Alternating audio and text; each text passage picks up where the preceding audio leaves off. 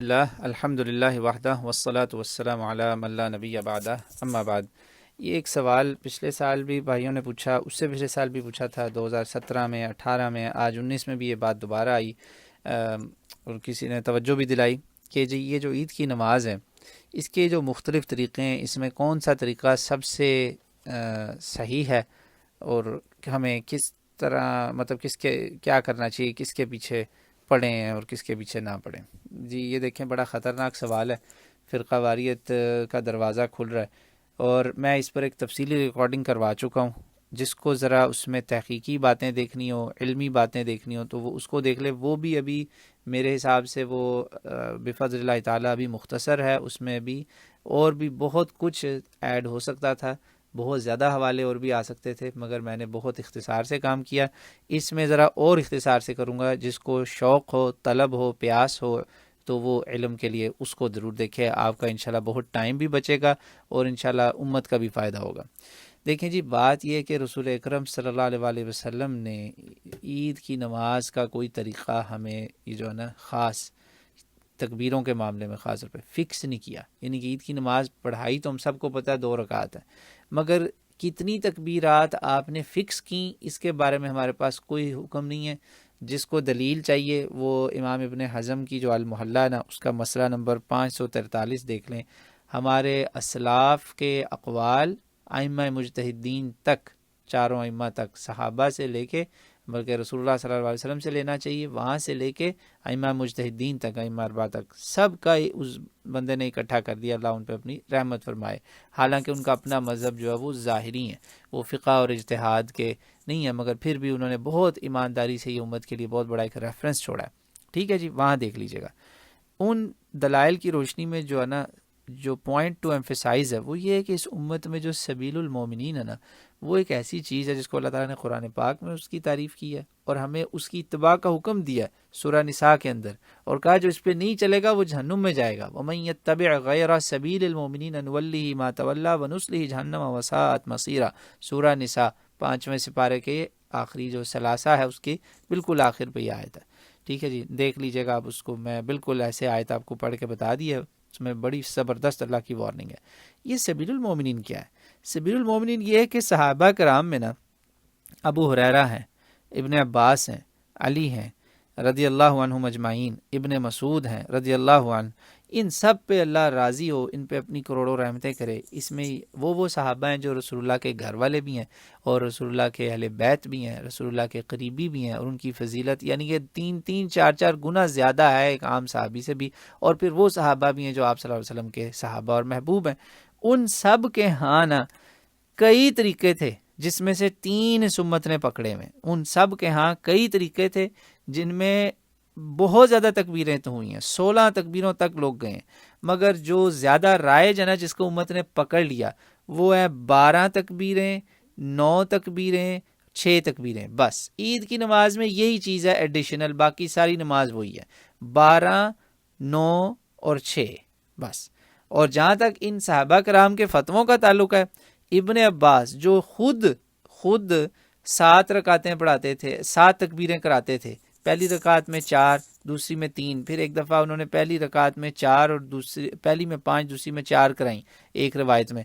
ان سے پوچھا گیا تو انہوں نے کہا چاہے 7 کرو، چاہے 9 کرو، چاہے 11 کرو، چاہے 13 کرو، تکبیرات یعنی زائد اللہ اکبر۔ آپ کو اس میں کوئی ٹینشن کی بات نہیں، امام جو پڑھا رہا ہے وہ کالا ہے، گورا ہے، چٹا ہے، وہ اپنے آپ کو وہابی کہتا ہے، دیوبندی کہتا ہے، بریلوی کہتا ہے، سلفی کہتا ہے، جو بھی کہتا ہے، شیعہ بھی کہتا ہے، بھائی وہ لا الہ الا اللہ محمد رسول اللہ پڑھ رہا ہے، آپ کا وہ بھائی ہے، مسلمان ہے، وہ خانہ کعبہ کی طرف منہ کر رہا ہے، کوئی ویداز یا وہ کوئی گرنتھ یا کوئی اس قسم کی چیز نہیں پڑھ رہا، نہ وہ بائبل پڑھ رہا ہے، وہ اللہ کی کتاب کی تلاوت کر رہا ہے۔ اور اللہ کے رسول صلی اللہ علیہ وسلم کے چنے ہوئے جو لوگ تھے نا، خاص اخیار الصحابہ، اعلیٰ ترین اصحاب اور اہل بیت، ان کے طریقوں میں سے کسی ایک طریقے پہ چل رہا ہے۔ جی ہاں، 12، 9 اور 6 زائد تکبیرات۔ زیادہ لوگ یہی کرتے ہیں کہ وہ قرأت سے پہلے ہی نا، شروع میں ہی تکبیرۃ الحرام کے بعد ہی پہلی رکعت میں 7، دوسری میں 5 وہ کر کے فارغ ہو جاتے ہیں، پھر ریگولر تلاوت شروع۔ 9 والے میں بھی زیادہ یہی کرتے ہیں، پہلی رکعت میں 5، دوسری میں 4، اور پھر قرأت بعد میں شروع، یعنی کہ یو ڈو ایڈیشنل تکبیرات بیفور قرأت. اور تیسرا طریقہ جو ہے وہ عبداللہ ابن مسعود رضی اللہ عنہ والا ہے، اس میں پہلی رکعت میں قرأت سے پہلے 3، دوسری رکعت میں قرأت کے بعد 3. یہ اضافی تکبیروں کی بات کر رہا ہوں، تکبیرۃ الاحرام اور رکوع والی تکبیروں کی ہم بات اس میں نہیں کر رہے.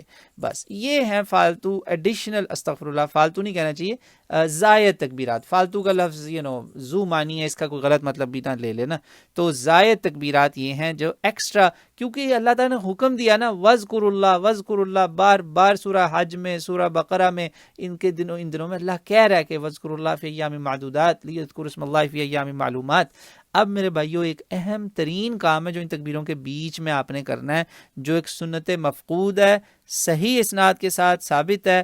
بلوغ المرام میں دیکھ لیں، تمام المنہ میں دیکھ لیں، علامہ البانی کی 2 بڑی تصانیف ہیں، اور شیخ صالح الفوزان کا فتویٰ بھی دیکھ لیں. ابن مسعود نے اس وقت کے گورنر کو یہ سبق سکھایا کہ جب بھی تم اللہ اکبر کو، دوسرے اللہ اکبر سے پہلے بیچ میں تم نے اللہ تعالیٰ کی حمد کرنی ہے، ثنا کرنی ہے، اور صلوات علی الرسول کرنی ہے.